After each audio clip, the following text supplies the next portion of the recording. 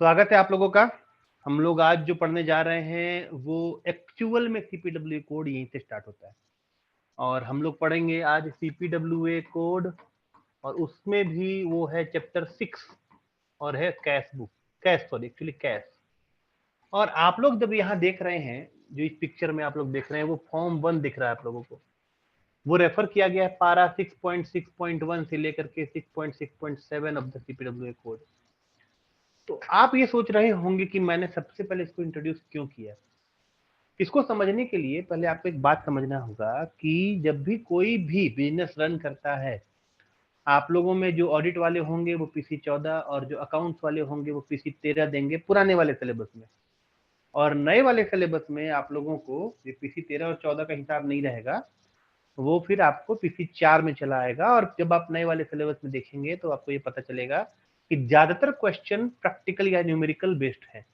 आपको ये सीधे सीधे पूछा जाएगा कि कौन सा एंट्री किस कॉलम नंबर में है। तो ये कॉलम पूरे नंबर 8 नंबर 9 नंबर 10 नंबर, ये सारे के सारे कॉलम के जो नंबर हैं वो अब आपके क्वेश्चन का पार्ट बनने वाले हैं। जो डिविजनल अकाउंटेंट ग्रेड एग्जाम की तैयारी कर रहे हैं उनको पहले से पता है कि उनका जो पीडब्ल्यूडी है वो थ्योरी के साथ साथ प्रैक्टिकल भी है। इसी की वजह से ये उनको देखने के लिए मिलता है। दूसरा, एग्जाम में तो मिलेगा ही, डिविजनल अकाउंटेंट को ये रेगुलरली अपने डिवीजन में ऑपरेट करना होता है और बहुत केयरफुल ऑपरेट करना होता है। जब आप बिजनेस के लिए कोई ट्रांजेक्शन्स ऑपरेट कर रहे होते हैं तब जो उसका कैश बुक होता है उसका एक मेरे पास में बानगी है, मैं आपको दिखाता हूँ कि वो किस तरह का होता है। मैंने केवल आप लोगों को दिखाने के लिए कैश बुक खरीदा है। ये देखिए कैश बुक मैंने परचेज किया है। इस कैश बुक को जब आप खोल करके देखेंगे, कोई भी एक पन्ना रैंडमली खोलिए, तो पूरा खाली है ये कैश बुक। ये रैंडमली मैंने एक पन्ना खोला। आप देख रहे हैं कि इस साइड में रिसीट साइड है, इस साइड में पेमेंट साइड है। कहाँ लिखा हुआ है? देखिए यहाँ पे लिखा हुआ रिसीट साइड। मैं कैमरे के नजदीक ले आता हूँ, आप लोग देख सकेंगे यहाँ से। ठीक है, ये रिसीट साइड यहाँ दिख रहा है RECIPT, और यहाँ पे आपको पेमेंट साइड दिख रहा है आप लोग। ये कैश बुक बिजनेस का है, मतलब पीसी 13 और पीसी 14 में जो दिखेगा वो वाला। इसमें दोनों में कॉलम्स आपको बराबर दिख रहे हैं और ऐसा होता भी है। लेकिन क्या कारण है कि आपका जब गवर्नमेंट का कैश बुक बनाया जाता है उस समय में ये रिसीट साइड है, और रिसीट साइड में कुल कितने कॉलम है? 5। और पेमेंट साइड में टोटल कितने कॉलम हो जाते हैं? 12। तो 1 2 3 4 5 6 7, तो पेमेंट साइड में 7 कॉलम्स हैं और रिसीट साइड में 5 कॉलम्स हैं। हो सकता है कि आप लोग इस बात को जो बिल्कुल नए सिरे से पढ़ रहे हैं बिल्कुल नहीं जानते होंगे कि हमारा कैश बुक डिवीजन में यानी कि पीडब्ल्यूडी ऑफिस में कैसे ऑपरेट होता है। इसके लिए मैं एक एग्जांपल दे रहा हूं आजकल, जो कि लोगों को बहुत अच्छा लग रहा है। वो ये एग्जांपल है कि जैसे मान लीजिए कि वो वाला कैश बुक जिसमें आपने देखा, तो उसमें 3 कॉलम है अमाउंट के। 3 कॉलम क्यों दिया गया है? एक कॉलम कैश कॉलम है। दूसरा, अगर उसके पास 2-2 बैंक अकाउंट ऑपरेट होगा तो भी वहां पर वो एंट्री कर लेगा। अगर एक बैंक अकाउंट ऑपरेट होगा, एक कैश कॉलम ऑपरेट होगा, और अगर उसने अपने किसी एक स्टाफ को इम्प्रेस दिया है या एडवांस दिया है, वो सब वहां के 3 कॉलम में ऑपरेट आराम से हो जाएगा। यहाँ पर क्या होता है, सॉरी वहां पर क्या होता है, मतलब प्राइवेट ऑफिस में या प्राइवेट कंपनीज में क्या होता है कि आपका कैश इन हैंड जो आपके पास में है वो तो रकम है ही, जो आपके बैंक अकाउंट में है वो रकम भी आपका अपना जमा किया हुआ है, जो आपके बैंक अकाउंट में क्रेडिट बैलेंस में दिखता है। क्रेडिट बैलेंस ऑफ पासबुक, न कि कैश बुक। ये आपको समझना होगा, दोनों में फंडामेंटल्स और डिफरेंस होता है। जैसे जैसे हम आगे बढ़ेंगे आपको ये क्लियर होता चला जाएगा। फिर से मैं रिपीट करता हूं, मैं ध्यान से बता रहा हूं आपको कि वहां पर आपका कैश इन हैंड और कैश एट बैंक दोनों ही आपका अपना है। इसी वजह से दोनों ही अमाउंट को जोड़ते हैं और फिर क्लोजिंग बैलेंस निकलता है। उदाहरण के तौर पे मान लीजिए कि महीना शुरुआत हुआ और आपके अकाउंट में 80,000 रुपए सैलरी आई। उस 80,000 रुपए सैलरी में से आपने 20,000 रुपए एटीएम से विड्रॉ कर लिया, तो 20,000 आपकी जेब में है, 60,000 आपके अकाउंट में है। तो टोटल आपके पास में कितने पैसे होंगे? 20 और 60 80,000। अब अगर मान लीजिए कि आपने 20,000 जो आपकी जेब में थे उसमें से 5,000 खर्च कर दिया और 80,000 में से 30,000 आपका ईएमआई कट गया। अब बैंक में कितने पैसे बचे? 80 में 30 गए 50, और जो यहाँ पर था 20 में से 5 गया 15, तो 50 और 15 65,000 बचे। तो आपने इस पैटर्न से क्या नोट किया कि आपका जो पर्सनल अकाउंट है, जो कोई कंपनी का पर्सनल अकाउंट होता है, वहां पर आपके बैंक अकाउंट और आपके कैश इन हैंड दोनों को जोड़ दिया जाता है। इसका एक दूसरा एग्जाम्पल मैं आपको देता हूं। अगर मान लीजिए कि आपके पास डेबिट कार्ड ना होकर के क्रेडिट कार्ड है और आपने अपने क्रेडिट कार्ड से 5,000 रुपए खर्च किए और क्रेडिट कार्ड को एटीएम के तौर पर इस्तेमाल करते हुए 5,000 रुपए विड्रॉ कर लिए। अब आपके पास में क्लोजिंग बैलेंस कितना होगा? वो 5,000 जो आपने विड्रॉ किए वो तो आपके पास में है ही, लेकिन क्या क्रेडिट कार्ड के आपको एक्सपेंडिचर करने की वजह से वहां पे कोई बैलेंस बच रहा है? नहीं, वहां पे उल्टे माइनस बैलेंस शो हो रहा है। समझ रहे हैं? इसका मतलब क्या हुआ कि अब आपके पास में कितना बैलेंस है? प्लस में नहीं है, माइनस में 5,000 है। क्यों? वो 5,000 जो आपने निकाला वो तो है ही, है ना, पर वहां माइनस 10,000 शो हो रहा है, तो वो उसका 10,000 माइनस का और यहाँ प्लस 1,005 का जो आपकी जेब में आया है, प्लस माइनस करेंगे तो 5,000 माइनस में है जो आपने कहीं एक्सपेंडिचर किया था। ठीक है, अब मान लीजिए क्रेडिट कार्ड आपका नहीं, आपके ससुर जी ने आपको दिया है, उनके पैसे वही भरते हैं।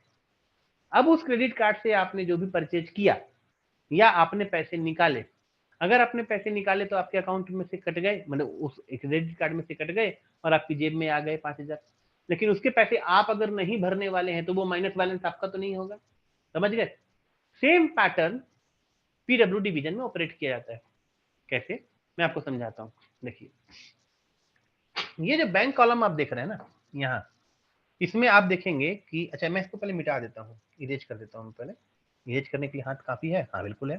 देखिए मैं इसको मिटा रहा हूँ, और ये बैंक कॉलम जो आपको दिख रहा है, बैंक कॉलम में आपका चेक नंबर है। तो मान लीजिए कि चेक नंबर जिससे आपने पेमेंट किया है वो है 8456।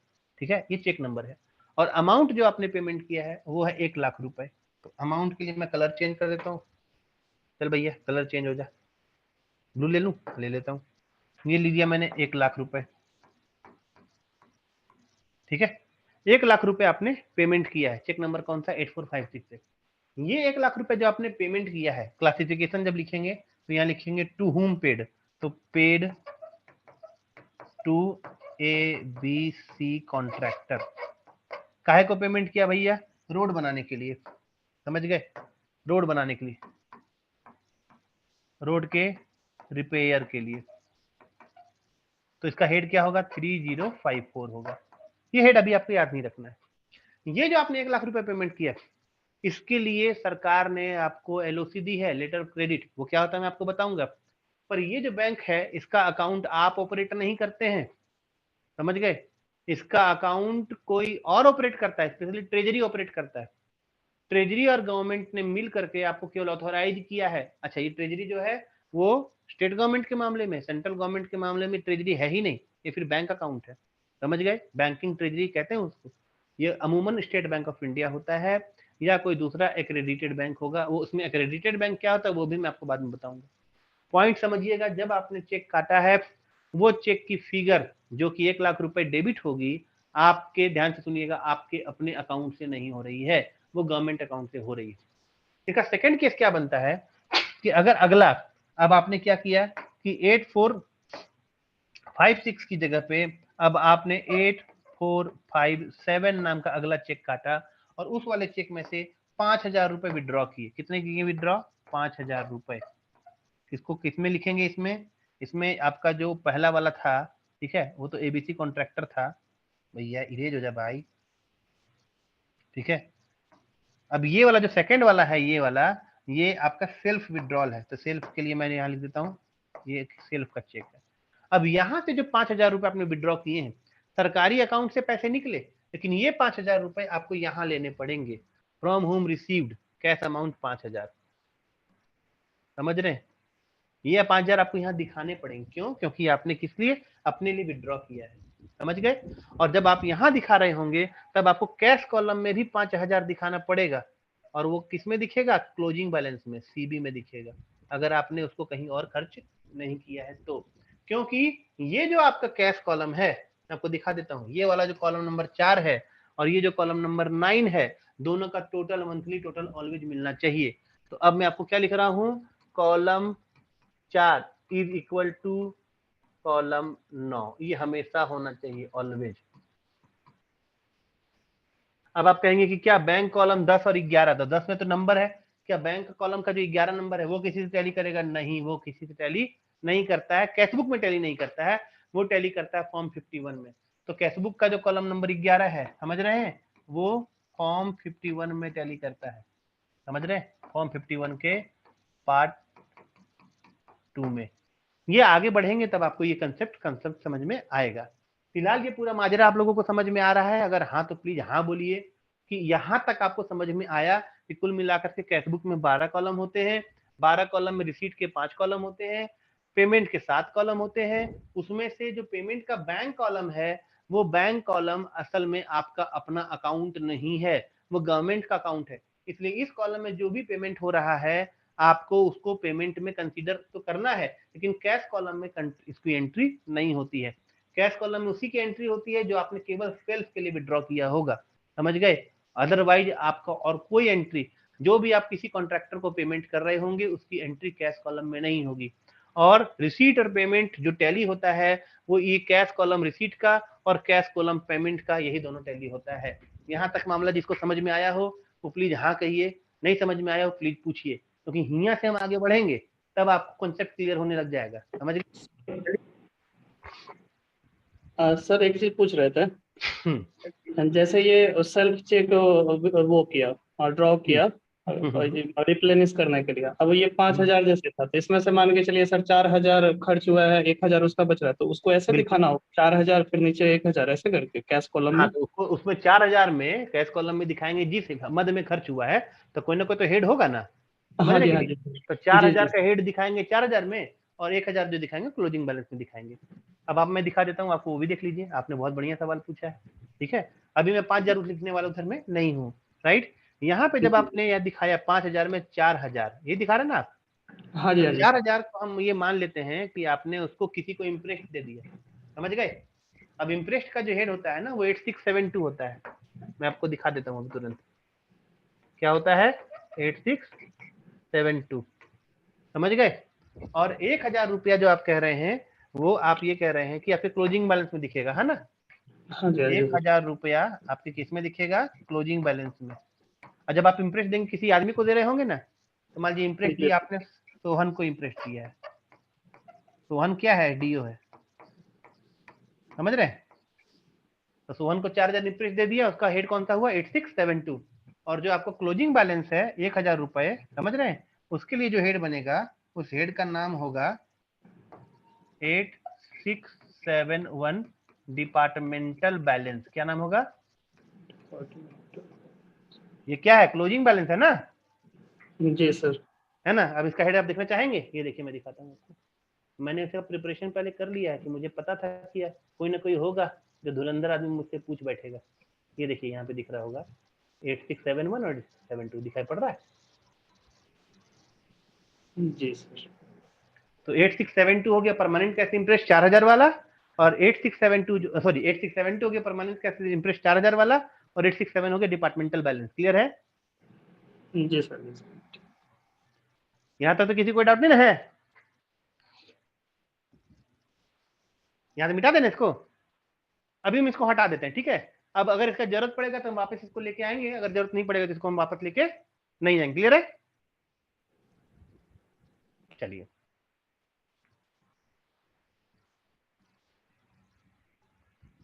इसको हमको हटाना पड़ेगा, क्लीन। सर एक मिनट, बोलिए ना। मिटा दिए क्या सर? हम सर फिर ले ये आएंगे जो इसमें क्या है? सर ये जो इम्प्रेस्ट आपने जारी किया है हाँ और हाँ। आप जो क्लोजिंग बैलेंस है हम्म, कॉलम 5 में रिसीट साइड में, ये दोनों ही मैच होने चाहिए ना सर?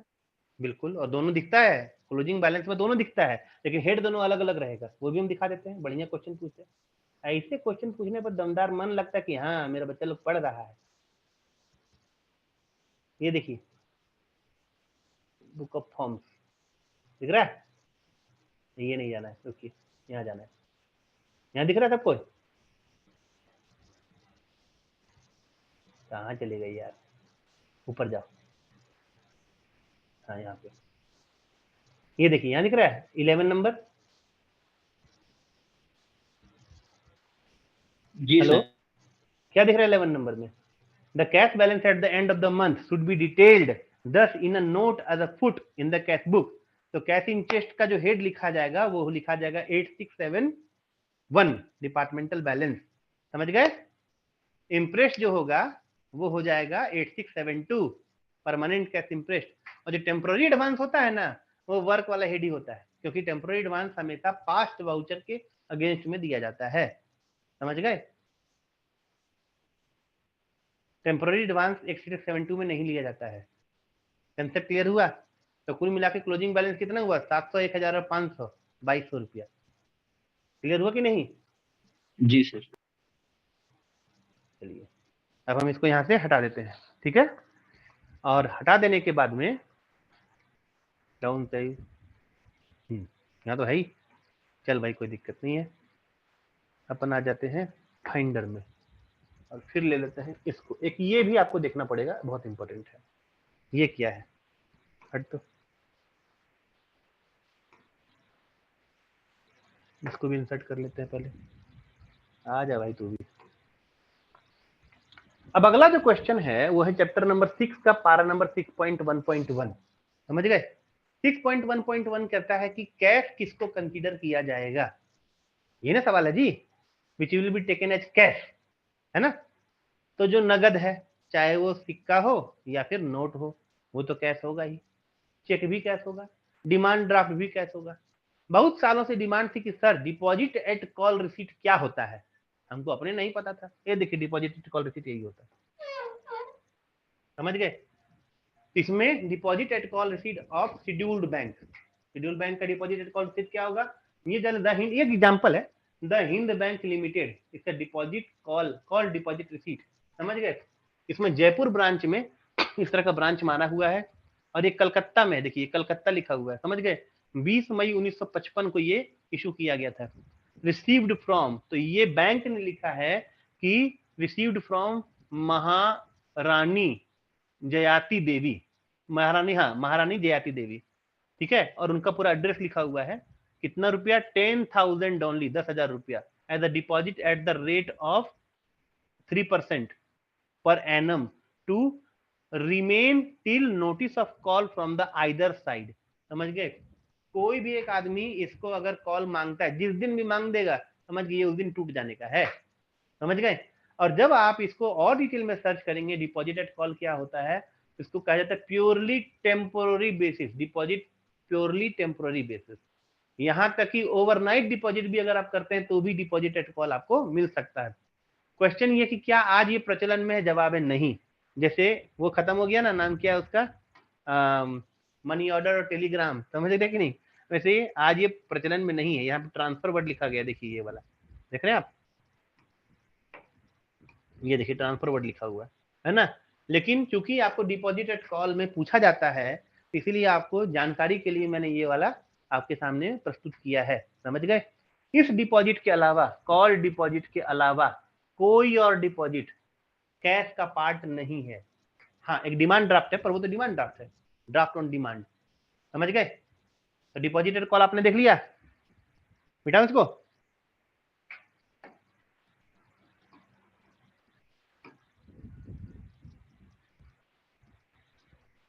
बढ़िया फैसिलिटी है, अपन ने अभी तक इस्तेमाल ही करना शुरू ही किया। चलिए अब अपन जो देखने जा रहे हैं वो देखने जा रहे हैं पूरा का पूरा KPWA कोड, ठीक है। और यहां से ये चालू हो रहा है। आ जा भाई, पहले तुम मार्क आ जाओ, मार्क आया, यहाँ जाओ मार्क, और फिर सिलेक्शन में आओ, तुम नीचे जाओ, ऊपर आ जाओ। ये जो कैश बुक आप देख रहे हैं ये आपका बुक ऑफ फॉर्म्स का पार्ट है। किसका पार्ट है ये? Book of forms. Book of forms आप लोगों को पढ़ना है, हाँ कि ना, है ना। तो मैंने CPWA चैप्टर 6 में घुसने से पहले ये सोचा कि बहुत जरूरी है बुक ऑफ फॉर्म्स को ध्यान से देखा जाए। बुक ऑफ फॉर्म्स में ही आपको जो वो फॉर्म मैंने दिखलाया वो आप यहाँ पर देख लीजिए भैया, कहाँ पे है ये जो आपको मैंने अभी फिगर में दिखलाया था, फोटो में, ये वाला यही आपने देखा था ना, 12 कॉलम वाले, है कि नहीं। तो इसको हमने आपको ऑलरेडी दिखा दिया, इसीलिए हम इसको यहाँ पे लेकर के नहीं आ रहे हैं। हम लोग डिस्कशन कर रहे हैं कैश बुक में। Cash book central public works account code paragraph 6.5.1 से लेकर के 6.6.1 and 6.6.7। The cash book will contain two money columns है, headed by cash and bank only on the payment side, केवल पेमेंट साइड में है। जिसको distinguish करता है payment made by cheque from those made out of the cash in chest, मतलब cash के chest से जो पेमेंट होता है उसको अलग ट्रीट किया जाता है, और बैंक से जो पेमेंट होता है उसको अलग ट्रीट किया जाता है। क्यों अलग ट्रीट किया जाता है? क्योंकि ये जो बैंक है, ये जो बैंक अकाउंट है, ये हमारे ससुर जी का है, समझ गए, और हमें क्रेडिट कार्ड मिला हुआ है, या उन्होंने अपना वाला चेकबुक हमें दे दिया है ऑथराइज करके, पावर ऑफ अटॉर्नी दे करके कि जाइए साइन कीजिए। अब वो क्या करते हैं कि जब जब अकाउंट में वो पैसे डालते हैं उतने रुपए का हमें इंटीमेशन दे देते हैं, उसको कहते हैं एलओसी, लेटर ऑफ क्रेडिट, समझ गए।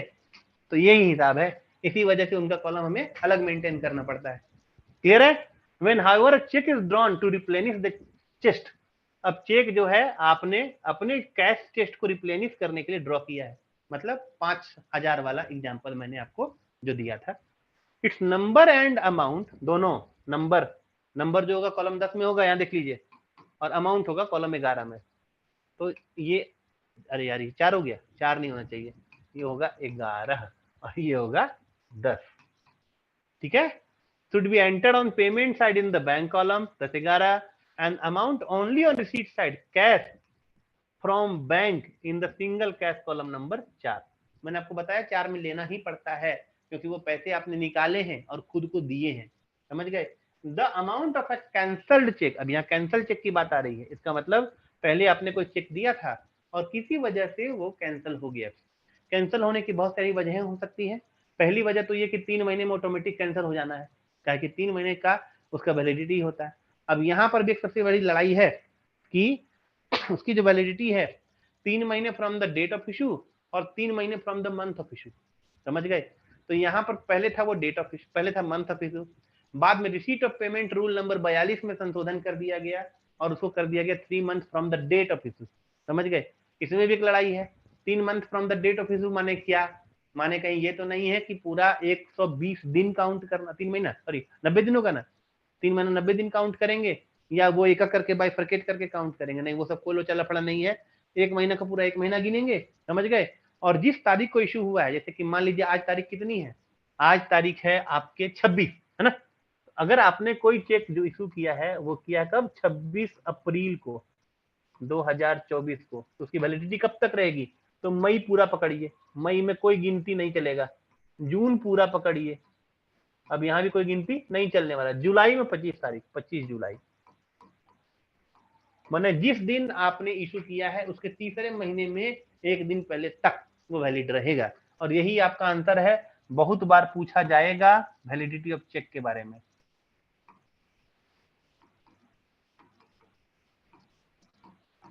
यहाँ पे किसी को कोई डाउट है पहले पूछ लीजिए, ये बहुत ही इंपॉर्टेंट मसला है, समझ गए। तो अगर 3 महीना पूरा हो गया यानी कि आज का इशू किया हुआ चेक 25 जुलाई के बाद ऑटोमेटिक कैंसिल, एक तो ये हो सकता है। दूसरा, अगर उसमें कोई ओवर राइटिंग हो जाए तो कैंसिल कराना पड़ेगा। तीसरा, अगर कॉन्ट्रैक्टर अब कह रहा है कि जिस बैंक अकाउंट में हमारा चेक इशू किया गया था वो वाला अब हम अकाउंट ऑपरेट नहीं करते हैं, उसकी जगह पे नया चेक हमें दिया जाए नए अकाउंट के साथ, तो भी हो सकता है। अगर आप चेक को कैंसिल कर रहे हैं किसी भी वजह से, should be shown by a special write back entry as minus figure on the payment side in bank column का है भैया, क्योंकि बैंक कॉलम में जो भी आप एंट्री करते हैं वो टोटल हो जाता है। उदाहरण के तौर पे 10,000 के 10 चेक हैं, तो अब आप क्या जानते हैं कि हमने टोटल कितना पेमेंट कर दिया, 1 लाख, उसमें से 2 चेक कैंसिल हो गए तो पेमेंट 80,000 ना होगा। तो 80,000 करने के लिए क्या करना होगा, बैंक कॉलम में -10,000 का 2 एंट्री करना पड़ेगा, नहीं करना पड़ेगा, समझ में नहीं समझना है, तो वो काम करना पड़ेगा। उसका काउंटर रेफरेंस भी देना पड़ता है, should be given in the cash book again the original to the second entry। अब ये क्या मसला है इसको मैं आपको समझाता हूं, बहुत ध्यान से देखिएगा।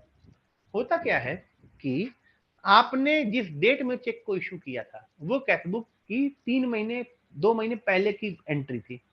अब आपको ये बात ध्यान में रखना है कि एक बार कैश बुक आपने क्लोज किया, आपको कैश बुक में ओवर राइटिंग नहीं करनी है, कोई काट छांट नहीं करनी है, कोई टेक्स्ट को डिलीट नहीं करना है, सफेदी नहीं मारनी है, कैश बुक में कोई छेड़छाड़ अलाउड नहीं है। अगर कैश बुक में आप छेड़छाड़ करते हैं तो cashbook court of law, high court में, लोअर कोर्ट में, सुप्रीम कोर्ट में एज एविडेंस सिक्योर किया जाता है। अगर आपने कोई भी छेड़छाड़ करी तो आप सीधे डॉक्यूमेंट टेम्परिंग के केस में जेल जाएंगे। समझ गए? आप कहेंगे नहीं मेरा अपना बिजनेस है, मेरा अपना ऑफिस है, मैं छेड़छाड़ कर सकता हूं, नहीं कर सकते। क्या कर सकते हैं? समझ गए? तो अब 2 महीने पहले का कोई चेक इशू किया गया था, जैसे कि एग्जांपल दिया मैंने कि 26 तारीख को किया गया था, आज 26 अप्रैल को। अब वो 25 जुलाई तक चलेगा, मई जून जुलाई तक, है ना। अब 20 जुलाई को चेक कैंसिल हो गया, या मान लीजिए 25 के बाद कैंसिल हुआ, तो जो आज की डेट में जहां एंट्री थी वहां कुछ तो रेफरेंस देना पड़ेगा, और जो उस तारीख को आप एंट्री कर रहे हो वहां भी रेफरेंस देना हो। जब उस तारीख को आप एंट्री कर रहे हैं तो वहां पे आप माइनस एंट्री वहीं लिखिए, और जो पहली एंट्री है, समझ रहे हैं ना, वहां रेड इंक में लिखिए कि इस चेक को फलाने डेट को कैंसिल किया गया है। तो 26 अप्रैल के डेट में रेड इंक, उसमें अमाउंट कॉलम में नहीं लिखा जाएगा, केवल जो डिस्क्रिप्शन कॉलम था, कॉलम नंबर 3, समझ रहे हैं, टू हुम पेड वाले कॉलम में, वहां इन बिटवीन लाइंस में रेड इंक में लिखना पड़ेगा कि इसको मान लीजिए कि जुलाई का महीना हो जाएगा ना, वो तो जून में हो जाएगा, तो हाँ, तो 26 जून के बाद 27 जुलाई को इसको कैंसिल किया गया। और जब 27 जुलाई को आप कैशबुक की एंट्री लिख रहे होंगे, वहां पे ये लिखेंगे कि ये जो कैशबुक, ये जो चेक है ओरिजिनली 26 अप्रैल को इशू किया गया था। तो दोनों ही जगह पे उसकी रेफरेंस एंट्री लिखनी पड़ती है। वही यहाँ पे कह रहा है, क्या ये रहा है कि when the amount of a cancel cheque should be shown by special write back entry as a minus figure on the payment side in the bank column। कौन डेट में, जिस डेट को वो कैंसिल हो रहा है। काउंटर रेफरेंस, एक counter reference आपको देना पड़ेगा, should be given in the cash book against the original, जहां पे आपने उसकी एंट्री की थी, to the second entry of the cheque. समझ गए? This issue, second entry of the cheque का मतलब है ये जो कैंसिलेशन की एंट्री वो सेकेंड एंट्री कही जाएगी। पहली एंट्री इशू की एंट्री, कैंसिलेशन की एंट्री सेकेंड एंट्री, ठीक है। This issue of a new cheque, अब आपने नई चेक की को इशू किया, पहले वाले को कैंसिल किया, तो उसकी जगह पर नई चेक को इशू कर रहे हैं, समझे। In lieu of a time expired और लॉस्ट चेक, अगर टाइम एक्सपायर कर देगा 3 महीना, या तो चेक ही गुम हो जाएगा। Should be entered on the date of issue in reading in the cash book but not in the column for payment. समझ रहे हैं? वजह क्या होगा? वजह ये होगा कि वही अमाउंट एक बार ऑलरेडी आप पे कर चुके हैं, समझ गए। जब आप ऑलरेडी पे कर चुके हैं तो दोबारा वही अमाउंट को अगर आप बैंक कॉलम में लिखेंगे तो डबल एंट्री हो जाएगी अमाउंट की। तब आप क्या करते हैं कि जब नया चेक इशू कर रहे होते हैं उस चेक में अमाउंट नहीं लिखते हैं, क्योंकि अमाउंट तो ओरिजिनल 3 महीने पहले लिखा ही हुआ है। वहां पर नए चेक को केवल आज के डेट में चेक नंबर लिख देते हैं कि उसकी जगह पे, पुरानी चेक की जगह पे नया चेक इशू किया गया है 3 महीने, 4 महीने, 5 महीने के बाद। समझ गए? तो यही कह रहा है कि डबल एंट्री लिखने से बचने के लिए ही आपको रेड इंक में केवल कैश बुक में जहां पे कॉलम होता है फॉर पेमेंट वहां पे नहीं लिखना है, not in the column for payment but a counter reference being given in either case against the original entry in the cash book. और जहां ओरिजिनल एंट्री वहां पे इसका काउंटर रेफरेंस देंगे, और नए वाले डेट में, जिस डेट में आप उसको नया चेक इशू कर रहे हैं the lieu of old cheque, वहां पे भी उसकी एंट्री की जाएगी। जो आज एंट्री कर रहे हैं वो ब्लू इंक से की जाएगी, और जो पुराने वाले में एंट्री करेंगे वो रेड इंक से करेंगे। समझ गए? एक बार रेगुलर चलेगा वो ब्लू इंक से चलेगा, उन बिटवीन कुछ में अगर आपको कहीं और एंट्री करनी पड़ जा रही है बिटवीन द लाइंस, तो वो आपको रेड इंक से करनी पड़ती है ताकि आप उसको ध्यान से देख सकें। तो कैशबुक का अभी तक जो आपने देखा वो बेसिकली फंडा आपने देख लिया है, रूल नंबर 1। अब आगे आ जाते हैं रूल नंबर 2 में। यहां तक किसी को कोई डाउट है तो आप लोग प्लीज पूछिए, क्योंकि हम लोग इसको एक साथ थ्योरी और प्रैक्टिकल दोनों को लेकर के चलेंगे। तो जैसे ये वाला पोर्शन कंप्लीट हो जाएगा फिर हम लोग सीधे सीधे आपको क्वेश्चंस देंगे, न्यूमेरिकल्स, समझ रहे। उसमें आपको मैं ये दूंगा कि इस केस में इतना रुपया आया है, अब उसकी एंट्री कहाँ कैसे करनी है।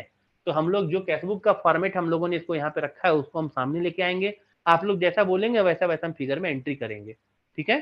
तो अब पॉइंट नंबर 2, इससे पहले कि मैं पॉइंट नंबर 2 पे डिस्कस करूं, कोई कुछ पूछना चाहता है या कुछ कहना चाहता है तो प्लीज कहिए, प्लीज। सर ये ग्रीन वाला जो भी था ना लास्ट में, इसको एक बार फिर से बताते कि अमाउंट को हम शो नहीं करते, सिर्फ चेक नंबर वो। चेक नंबर कौन सा शो नहीं करती, ये वाला ना? हाँ हाँ, ये बता देते सर। मैं समझाता हूँ, ध्यान से देखिए। पहले वाले केस में, अच्छा हम चले आते हैं ना, जब हमारे पास में वो स्कोप है ही तो हम क्यों नहीं इसको यूज कर लें। ये वाला, ये तो है ना। देखिए अब हम इसमें 2 एंट्री करेंगे। पहले वाली एंट्री करेंगे किसमें, ब्लू इंक से। ले भाई ब्लू इंक आ गया हमारे पास में, राइट। अब पेमेंट साइड में एंट्री करनी है ना। तो पेमेंट साइड में ये वाला रहा पेमेंट साइड, यहाँ देखिए रिसीट, ये पेमेंट साइड यहाँ है ना, पेमेंट साइड। इसके बाद ही तो हमें एंट्री करनी है। तो डेट, अब डेट कौन सा था, तो मान लीजिए कि डेट था 26 जनवरी, 26 जनवरी, राइट। 26 जनवरी को वाउचर नंबर छोड़ देते हैं। हमने पेमेंट किया है सोहन को, कितना पेमेंट किया था, 1 लाख रुपया, है ना। कैश कहाँ है, 1 लाख रुपया, ठीक है। सॉरी, ये तो बैंक का कॉलम से था ना, ये तो है कि नहीं। तो बैंक का कॉलम से था तो इसको हमको हटाना पड़ेगा। ये हटे भाई, इसको नहीं करना है ये काम, ठीक है। यहाँ पर इरेज करने का कोई ऑप्शन नहीं है। अगर हम क्लीन दबाते तो पूरा क्लीन हो जाएगा। हाँ, तो हम फिर से लिख देते हैं 26 जनवरी को सोहन को चेक नंबर कितना था, तो 5 6 7 8 5 6 7 8 चेक से हमने कितना पेमेंट किया था, 1 लाख, ठीक है। अब ये वाला कैंसिल हो गया, ध्यान से सुनिएगा। कब कैंसिल हुआ, 4 महीने के बाद। तो 26 जनवरी के 4 महीने 26 अप्रैल आ जाएगा, आएगा 3 महीने बाद ही मान लेते हैं ना, ठीक है। तो आज 26 को कैंसिल हुआ है। अब ये अलग पेज में जाएगा, है ना। 26/4 को ये कैंसिल हुआ है, समझ रहे हैं। अब 26/4 को जब इसकी एंट्री कर रहे होंगे ना, तो वो आपको ब्लू इंक से ही करनी है, सोहन, समझ रहे हैं। तो उसमें सोहन में जब आप लिख रहे होंगे तब ये लिख रहे होंगे 5678, तो इशूइंग नया जो चेक का नंबर होगा वो 6203 होगा, समझ रहे हैं। तो इशू क्या होगा, 6203, है ना। तो इशूइंग 6203, ठीक है, इन ल्यू ऑफ 5678। डेटेड कौन सा है, 26 जनवरी। और रेड इंक से यहां एंट्री मार रहे होंगे, और वो एंट्री क्या होगी, इसी में टू होम पेड में क्या एंट्री होगी कि 26/4 को 6203 से न्यू चेक इशू किया। अब आप देखिए अमाउंट कॉलम उसी डेट का है, समझ रहे कि नहीं। नए वाले में केवल चेक नंबर लिख रहे हैं, अमाउंट नहीं। अब समझ में आया, क्यों, अमाउंट लिख दीजिएगा तो डबल पेमेंट ना हो जाएगा, और इसको कैंसिल करने से पहले -1 लाख लिखना पड़ेगा ना, तो कितना एंट्री कीजिएगा। अब मामला सर समझ में इसको, आया, हाँ कि ना। सर सर डबल एंट्री मान लीजिए, अगर अगर माइनस करते हैं तो क्या उसको डबल एंट्री मानी जाएगी सर? नहीं, माइनस करेंगे तो डबल एंट्री नहीं मानी जाएगी। सर इसके जगह हम -1 लाख भी करके फिर से 1 लाख कर सकते हैं सर, ब्लू पेन हाँ, से तो। वो कर सकते हैं, बिल्कुल कर सकते हैं, समझ गए। अमूमन लोग बचते हैं, तो यही कह रहा है कि आपको इस वाले कॉलम में कुछ लिखने की जरूरत नहीं है, समझ गए। जब आप देखिएगा, देखिए ना वही लिखल जो आप हमसे पूछ रहे थे ना, ग्रीन इंक वाला, देखिए, ठीक है। क्या लिखा हुआ है, the issue of a new cheque in lieu of a time expired और लॉस्ट चेक। अगर ऐसा करेंगे should be entered on the date of issue, तो जिस भी डेट को आप एंट्री कर रहे हैं, समझ रहे कि नहीं, on the date of issue in reading in the cash book but not in the column for payment. अच्छा, मैंने ब्लू कह दिया, जब उसकी नई एंट्री करेंगे तो रेडिंग से करेंगे, देख रहे हैं आप, है ना। अ counter reference being given in either case against the original entry, और एक ओरिजिनल एंट्री में भी काउंटर रेफरेंस रीडिंग से देंगे, वो भी रीडिंग से ही जाएगा, सर मतलब दोनों रेडिंग से हो जाएगा सर दोनों इसमें? रीडिंग से हो जाएगा, हाँ बिल्कुल, समझ गए। ठीक। तो पुराने वाले अमाउंट को नहीं हटाना है, वहां माइनस करने की जरूरत नहीं है, क्लियर है। लेकिन सर सर जरूरत तो नहीं है, लेकिन किया जा सकता है ना सर, समझने के लिए सर। कर सकते हैं, लेकिन आपको ये समझना है कि डबल अमाउंटिंग, डबल रिकॉर्डिंग से बचना है, समझ गए। उससे बचने के लिए ठीक। जितना कम से कम एंट्री कीजिएगा उतना ही सेफ रहिएगा। ज्यादा एंट्री ज्यादा गलती होने की संभावना। और मैं बता दूं, मैंने इतने सालों से मैं मेहनत कर रहा हूँ, मैंने कैशबुक में एंट्री के मैंने गलत एंट्री कर दी, यूं ही रैंडम एंट्री कर रहा था मैं, समझ रहे। तो मैंने गलत एंट्री कर दी, तो मुझे समझ में आया कि नहीं, कैशबुक में सीधे एंट्री नहीं करेंगे, पहले एक रफ पेज में बनाएंगे, वहां एंट्री करेंगे, वहां सेटिस्फाई हो जाएंगे, फिर उसको चेक कर लेने के बाद कैशबुक में एंट्री करेंगे। कैशबुक में डायरेक्ट एंट्री जब होती है वो गलत होता ही है, समझ गए। चलिए, every entry must be concise, बहुत छोटा लिखा होना चाहिए, बहुत ज्यादा नहीं, विस्तार से लिखने की जरूरत नहीं है। क्या लिखना है, the date, the number of voucher and the name of the work and such a brief narration as will be indicated unmistakably. ये सबसे इंपॉर्टेंट है, समझ रहे कि नहीं। गलती न होना चाहिए भैया। The nature of a transaction must be entered against each item. The amount debitable or creditable to each separate work head of account or contractor or other person should be entered separately. माने अगर एक contractor को आपने 4 अलग अलग कामों के लिए पेमेंट किया है तो वो चारों अलग अलग एंट्री होगी। एक काम में अगर 4 अलग अलग कॉन्ट्रैक्टर को पेमेंट किया तो भी 4 अलग अलग एंट्री होगी। माने एक नहीं कि एक काम का सारा कॉन्ट्रैक्टर का एक मुफ्त एक जगह लिख दीजिए, माने एक जगह तो लिख ही सकते हैं, लेकिन एक ही चेक में चारों कॉन्ट्रैक्टर का पेमेंट नहीं जाएगा, समझ रहे हैं आप। और एक कॉन्ट्रैक्टर अगर 4 अलग अलग काम कर रहा है तो उस कॉन्ट्रैक्टर को 4 अलग अलग चेक मिलेंगे, एक ही चेक में चारों काम का पेमेंट नहीं होगा। यह बात समझ गए मैं क्या बोल रहा हूँ, ठीक है। और जब ऐसा आप एंट्री करेंगे entered separately and the amount to be posted by the divisional office into the abstract book. अब ये द एब्स्ट्रैक्ट बुक क्या होता है भैया, ये होता है फॉर्म 81। क्या होता है ये, CPWA फॉर्म। और द शेड्यूल ऑफ अकाउंट, ये शेड्यूल ऑफ अकाउंट फॉर्म 83, ठीक है। Under each prescribed head of account should be distinctly brought out opposite the entries in column 5। Column 5 क्या है, कॉलम 5 है क्लासिफिकेशन, यानी कि आपको ये लिखना पड़ेगा कौन मेजर हेड में आपने रिसीव किया है। और कॉलम 12 भी क्लासिफिकेशन है, ये लिखता है कौन मेजर हेड में आपने पेमेंट किया है। मान लीजिए यहाँ आपने लिखा 0059, ये मेजर हेड है, और यहाँ लिखेंगे 2059। तो आपका जो कॉलम 5 है और कॉलम 12 है, दोनों ही कॉलम किस लिए यूज किए जाते हैं, क्लासिफिकेशन के लिए, है ना। क्लासिफिकेशन ऑफ चार्जेज, देखिए लिखा हुआ classification of receipt and the classification of charges लिखा हुआ है ना। चलिए, नो रिसीट और payment other than of cash.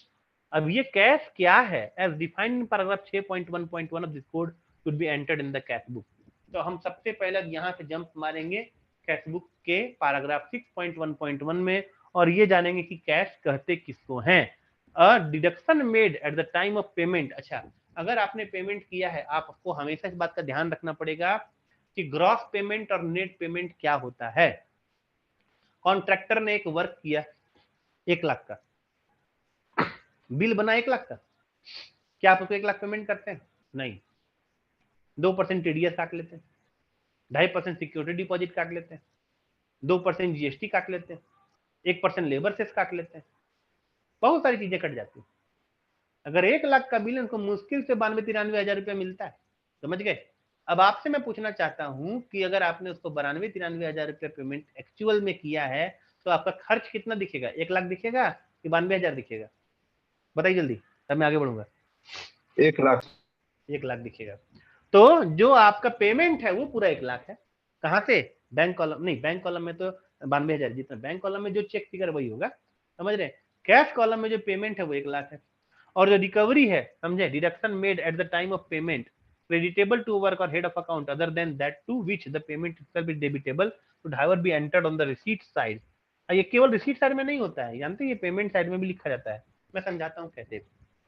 आपने बैंक कॉलम में तो 92 हजार जो एक्चुअल में पेमेंट किया था वो फिगर लिखा, क्योंकि उसमें केवल चेक का फिगर लिखा जाता है, समझ रहे कि नहीं। अब आप ध्यान से सोचिए, जो रिकवरी है उसको अपने रिसीट साइड में लिया, तो रिकवरी जब रिसीट साइड में लिया तो आपने क्या लिखा, लिखा कि 8658 टीडीएस, समझे, इनकम टैक्स आईटी, टीडीएस मतलब टैक्स डिडक्टेड एट सोर्स, है ना, माइनर हेड 112, और उसमें कितना लिया है तो 2000 रुपए। 8658 minor head 139 GST TDS, TDS GST, उसमें कितना लिया है तो 2500 रुपए। लेबर सेस 0230, उसमें कितना लिया है तो 1000 रुपए। जब ये सब आप पैसे अपने रिसीट साइड में दिखाते हैं एज ए रिकवरी, तो क्या आप उस पैसे को अपने जेब में रख लेते हैं, क्योंकि जेब में रखेंगे तो आपको क्लोजिंग बैलेंस में दिखाना पड़ेगा ना, नहीं।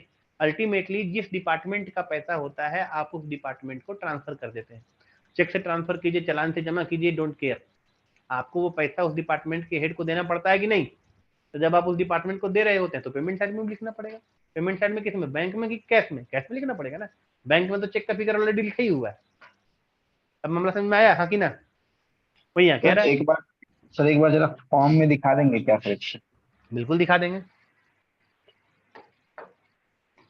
देखिए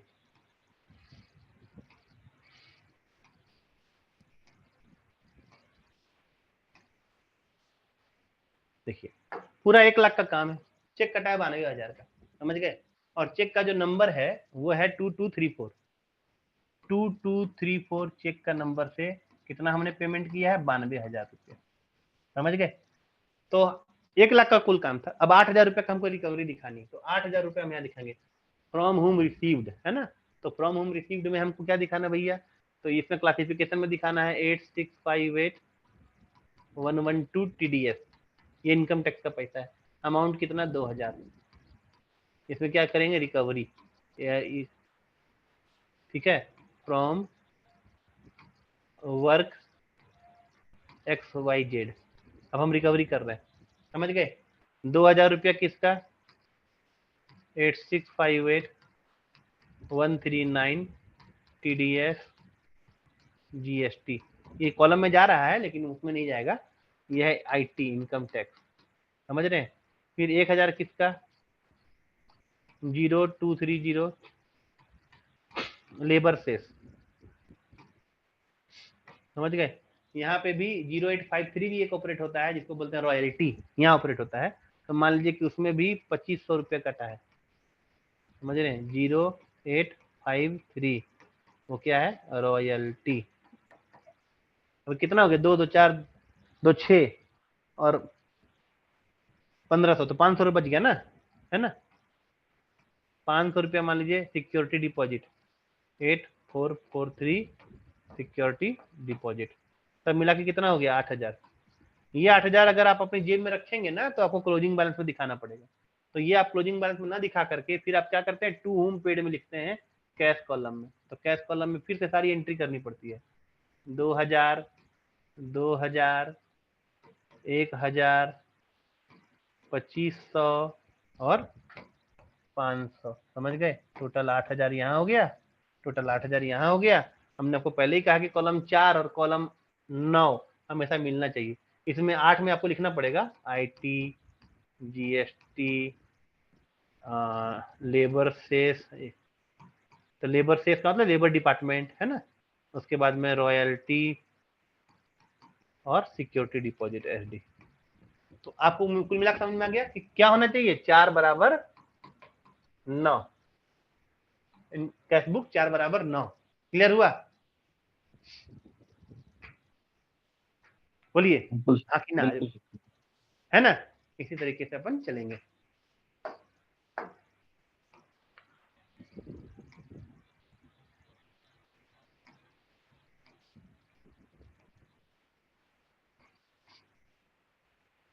ठीक है, तो अपन जो पढ़ने वाले थे उसकी कैश के डिफिनीशन में आता क्या है?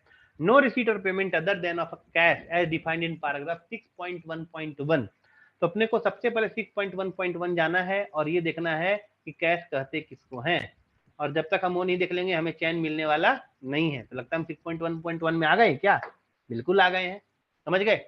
इंट्रोडक्टरी द टर्म 6.1.1 क्या है? Cash. As usual in the chapter included legal tender coin। legal tender coin का क्या मतलब है? कि 25 पैसा का जो सिक्का है, समझे कि नहीं, वो नहीं चलता है, वो लीगल टेंडर कॉइन नहीं है, चाहे वो सिक्का असली ही क्यों ना हो, समझ गए? 50 पैसे का सिक्का अभी भी लीगल टेंडर कॉइन है। हाँ, ये और बात है कि सब लोग लेता नहीं है, लेकिन बैंक के पास अगर आप जमा करेंगे वो लेने से मना नहीं कर सकता। तो लीगल टेंडर कॉइन के तौर पे अगर आपके पास में कोई पैसा आ गया तो उसको लीगल टेंडर कॉइन के तौर पे कैश में एंट्री करना पड़ेगा। अब मजेदार बात यह कि जो 25 पैसे का सिक्का है वो लीगल टेंडर कॉइन तो नहीं है, इसको कहेंगे क्या? ये कहेंगे 4 फीट कॉइन। क्या है इसको? इसका नाम क्या है? 4 फीट कॉइन। अब आपके पास में क्वेश्चन पूछा जाएगा कि आपके पास में 500 रुपया का 25 पैसे का सिक्का है, तो उसको कैश बुक में लेंगे कि नहीं लेंगे? समझ गए? Applying your common sense, you need not to take that into cash book as a cash. समझ गए? अगला नोट। नोट में कौन सा वाला? पुराना वाला 1,000 का नोट चलेगा? जवाब है नहीं। क्यों? ये भी लीगल टेंडर नोट नहीं है ना। चेक। चेक में भी टाइम एक्सपायर्ड चेक चलेगा? टाइम एक्सपायर्ड चेक, जवाब दीजिए जल्दी। नहीं चलेगा, है ना। डिपॉजिटेड कॉल तो हमने आपको दिखाई दिया अभी बड़ा बड़ा अक्षर में, देखा कि नहीं देखा डिपॉजिटेड कॉल? कि फिर से देखना चाहते हैं? सर इसका तो काम खत्म हो गया ना सर, डिपॉजिटेड कॉल का। डिपॉजिटेड कॉल आज यूज नहीं होता है, काम नहीं खत्म हो गया, बैंक आज भी इशू कर सकती है, अच्छा। नियम में है, रूल में है, कोई यूज नहीं करता, ये एक और बात है। क्या समझे? सब लोग इसके जगह पे चेक दे देते हैं, डिमांड ड्राफ्ट देते हैं, बेसिकली सबसे ज्यादा पॉपुलर आज डिमांड ड्राफ्ट है, समझ गए? और यहाँ पे of schedule bank and draft payable on demand का मतलब ही है डिमांड ड्राफ्ट, मतलब डीडी, समझ गए? ये सब के सब क्या कंसीडर होंगे? कैश के तौर पे। यहाँ पे small supply of 1 rupees revenue stamp आपका कैश के तौर पे कंसीडर होगा। एक बहुत मजेदार बात है कि अगर आपके पास में 500 रुपए हैं, बहुत ध्यान से सुनिएगा क्वेश्चन, और अभी आपको तुरंत जवाब देना है, समझ गए? 500 रुपया है, नोट के रूप में है ना? इस 500 में आपने 50 रुपए का रेवेन्यू टिकट खरीदा, रेवेन्यू स्टाम्प। अब आप ये बताइए कि 50 रुपए का जो रेवेन्यू स्टाम्प खरीदा है आपने, इसकी वजह से आपके कैश में कितनी कमी आएगी? जल्दी बताइए।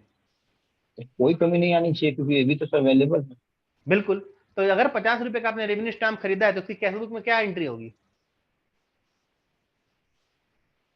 कोई एंट्री ना होगी, समझ गए? क्योंकि वो एज गुड एज कैश।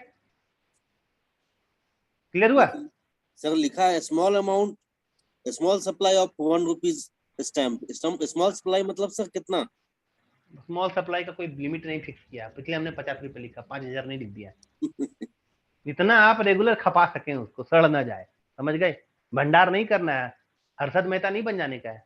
और अब्दुल करीम तेलगी, हर्षद मेहता तो नहीं किया था, अब्दुल करीम तेलगी किया था, समझ गए?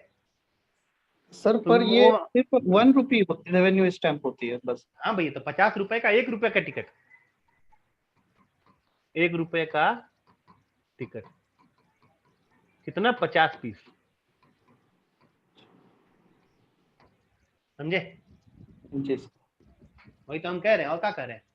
अगला क्वेश्चन, 50 रुपए का पोस्टल टिकट खरीद लिया, अब बताइए 50 का पोस्टल स्टाम्प खरीदा, बताइए। सर उसको तो कैश नहीं मानते हैं सर। नहीं मानते हैं, बिल्कुल। तो उसको आपको कहाँ दिखाना पड़ेगा? एक्सपेंडिचर में, पेमेंट साइड में दिखाना पड़ेगा, समझ गए? हाँ कि ना? बिल्कुल। इसमें एक चीज छोड़ दिया है, पता नहीं का है, समझे? मनी ऑर्डर, मनी ऑर्डर जानते हैं ना? मनी ऑर्डर का नाम सुना है कि नहीं सुना है? जल्दी बताइए। हाँ सर, ना सर, पोस्ट कहाँ ऑफिस होता से भेजा जा। है? पोस्ट ऑफिस में होता है। ऑफिस से मनी पैसा भेजा ऑर्डर जाता है। को, मनी ऑर्डर को कैश कंसीडर किया जाता है, चेक की तरह और डिमांड ड्राफ्ट की तरह। असल में ड्राफ्ट पेबल ऑफ डिमांड इसीलिए लिखा गया है कि मनी ऑर्डर भी जो है वो ड्राफ्ट पेबल एट डिमांड है,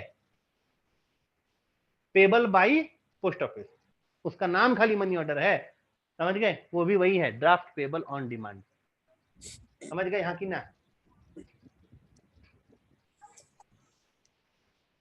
समझे कि नहीं? मनी ऑर्डर क्या है? तो draft payable on demand, paid by post office. तो मनी ऑर्डर है, कौन नहीं है? गवर्नमेंट सिक्योरिटी नहीं है। अब गवर्नमेंट सिक्योरिटी कितने तरह की होती है? तो भैया चैप्टर नंबर पैराग्राफ 15, मतलब चैप्टर नंबर 15 में लिखा हुआ है गवर्नमेंट सिक्योरिटी 11 तरह की थी। कितने तरह की? 11 टाइप, समझे? तो जब हम चैप्टर 15 घुसेंगे तब आपको बता देंगे।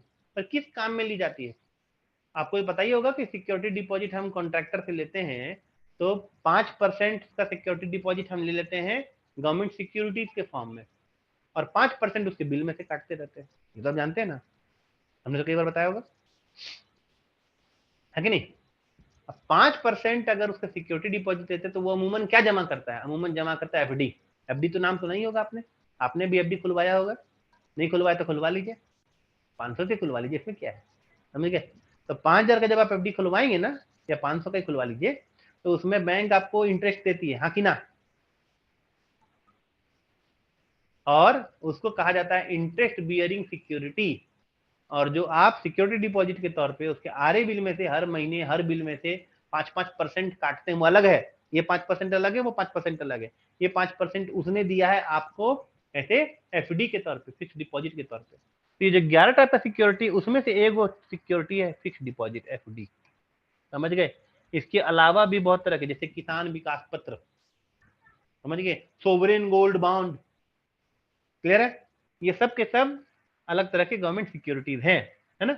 डिपॉजिट रिसीट ऑफ बैंक, इसमें जो डिपॉजिट एट कॉल है उसको छोड़ दिया जाए तो बाकी जितने तरह के भी डिपॉजिट हैं, समझ रहे हैं, जिसमें ये वाला डिपॉजिट शामिल है, एफडी, समझ रहे हैं कि नहीं, वो नहीं लिया जाता है एज अ कैश।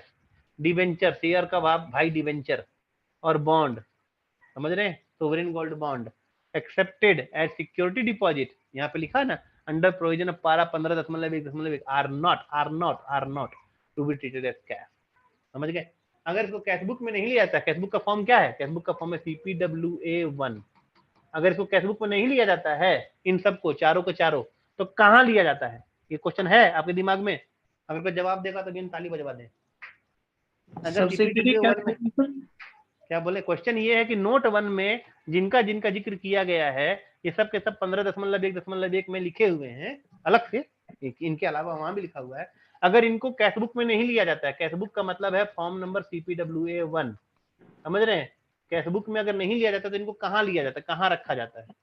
सर एक सब्सिडियरी कैश बुक बनाते हैं ना? नहीं, वहां नहीं रखते भाई। क्या वो नहीं। बताइए, जल्दी बताइए, कहाँ रखते हैं, जल्दी बताइए। मैंने जो शेयर किया आपको दिख रहा है? जी सर। हाँ, यहाँ पे अभी मैं सर्च मारने वाला हूँ, वो देखिएगा ध्यान से, है ना।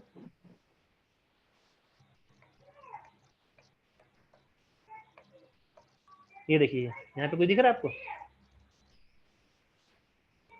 फॉर्म 86, जल्दी बताइए।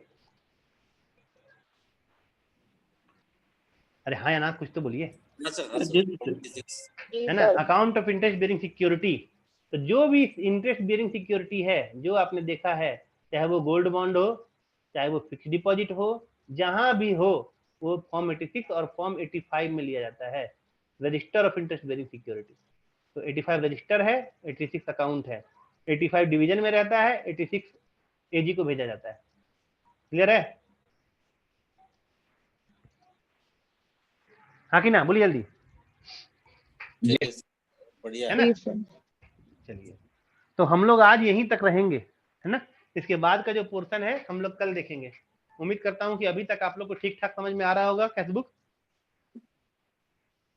हाँ सर, है ना। Yes sir. हाँ, और कल हम लोग आपको कुछ क्वेश्चंस देंगे, प्लीज आप लोग पेपर पेन, कल मतलब परसों, है ना, परसों हम आपको कुछ क्वेश्चन देंगे। परसों मतलब संडे है ना, संडे को क्लास नहीं होगी, फिर मंडे को होगी, ठीक है। हाँ, तो मंडे को हम आपको कुछ क्वेश्चन देंगे ओरली, ठीक है। पेपर पेन तैयार रहिएगा, आप लोग अपने मन में जल्दी जल्दी कैलकुलेट कीजिएगा, कैलकुलेट करके मुझे आंसर बताइएगा, राइट। तो अपना माइक्रोफोन आप लोग परसों ऑन रख सकते हैं। तो this is the end of the today's class, thank you for watching. मैं रिकॉर्डिंग